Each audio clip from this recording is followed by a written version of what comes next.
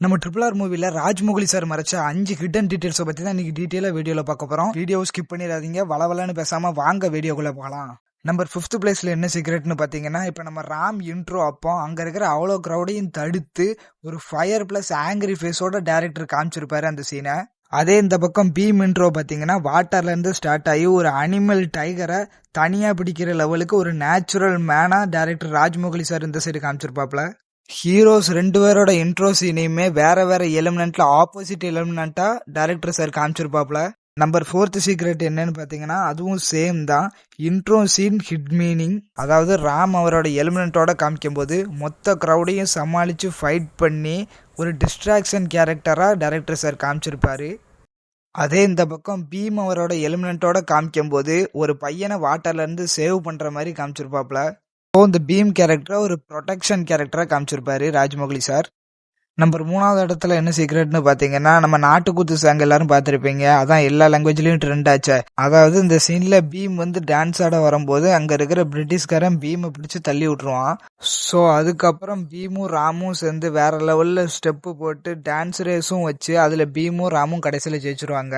Director இந்த சீன்ல என்ன சொல்ல வர்றாருன்னா, அங்க இருந்த பிரிட்டிஷ் பீப்புளுக்கு ஃபுல்லா இந்தியர்கள் ஒன்னும் சலிச்சவங்க இல்லடா டான்ஸ்ல கூட உங்களுக்கு அப்படின்னு காமிச்சிருப்பாரு டைரக்டர் சாரு. ஆனா ராஜ்மௌலி சார் உண்மைக்குமே வேற லெவல்ப்பா. இவ்வளோ ஹிடன் டீடைல்ஸ் கொடுத்துருக்காரு. யோசிச்சு இந்த ஸ்கிரிப்ட் எல்லாம் எழுதியிருக்காரு. நம்பர் 2nd பிளேஸ்ல என்ன சீக்ரெட் இருக்குன்னு பாத்தீங்கன்னா அனிமல் அட்டாக் சீக்ரெட். அதாவது பிரிட்டிஷ் பார்ட்டி நடக்கிற இடத்துல பீம் வந்து அனிமல்ஸை இறக்கி அட்டாக் பண்ணுவாரு. அதுல ஏன் டைகர், உல்ஃப், டீர் இது மூணுத்தையும் டைரக்டர் சார் வச்சாருன்னு உங்களுக்கு தெரியுமா? அதாவது டைகர் வந்து ஆங்கரா இருக்கும், உல்ஃப் வந்து ரிவெஞ்ச் எடுக்கும், டீர் வந்து இன்னோசென்ஸ் அப்பாவி, அதாவது தப்பிச்சு ஓடும்.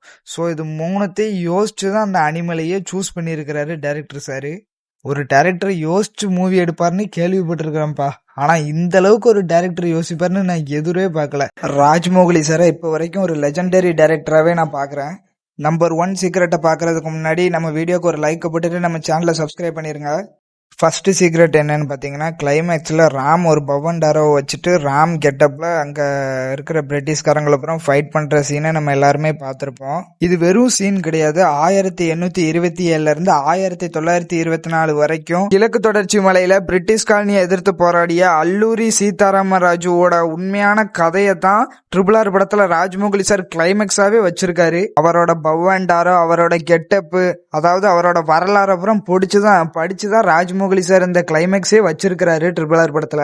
இதுல உங்களுக்கு தெரியாத சீக்ரெட் எதுன்னு மறக்காம கமெண்ட்ல சொல்லிட்டு போயிருங்க. அப்படியே மறக்காம நம்ம சேனலையும் சப்ஸ்கிரைப் பண்ணிக்கோங்க. நெக்ஸ்ட் என்ன கண்டென்ட் போடலான்னு மறக்காம அதையும் கமெண்ட்ல சொல்லிட்டு போயிருங்க. பாய் நண்பர்களே, அடுத்த வீடியோல பார்க்கலாம்.